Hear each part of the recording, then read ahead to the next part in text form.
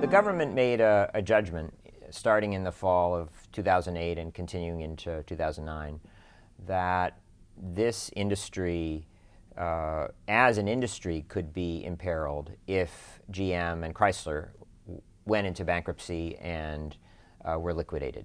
So you have this dramatic drop in demand. GM and Chrysler are in big trouble. Some people said just let them go into bankruptcy. But all of those companies, GM, Chrysler, and Ford, and all the foreign automakers in the US, draw on a common supply base. If there was such a dramatic shock to the demand for those supplied parts, a lot of the supply base may have failed. That would have taken Ford down. It would have even made it hard for any of the foreign automakers in the US to continue to operate. So the potential unemployment in a very short period of time, there are estimates it would be from 1 to 3 million jobs lost.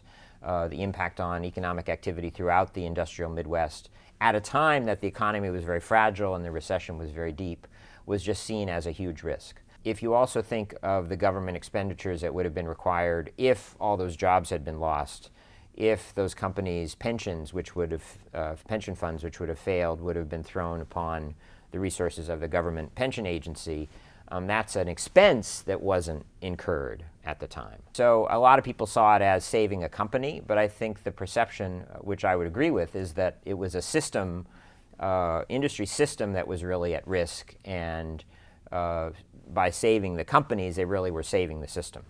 People who would prefer to have the government never involved in the private sector will probably never be happy with this, no matter how it turns out.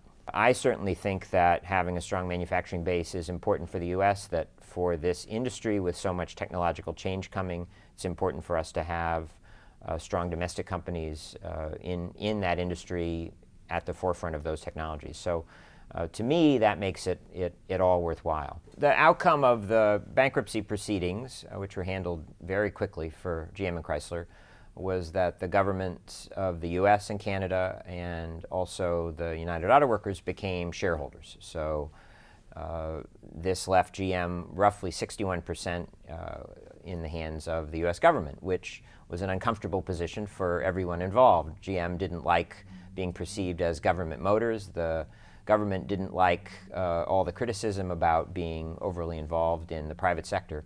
So everybody said, we want to have this be as brief an interlude as possible. The goal of the Auto Task Force was for GM to be profitable at annual US market sales of about 10 million per year. As I mentioned earlier, it's already at 12 million per year, and the likely return in a few years may be to 14 or 15.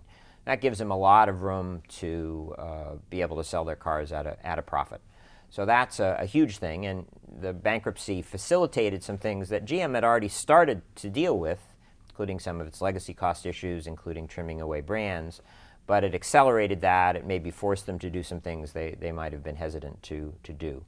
So this was a moment at which there was enough positive momentum for GM, enough positive news about its products, its growth in markets outside the US, its public perception here, to do the IPO and start to shift away from the crisis mode. GM is looking very strong outside of the US, and that builds on trends that have been true for a few years.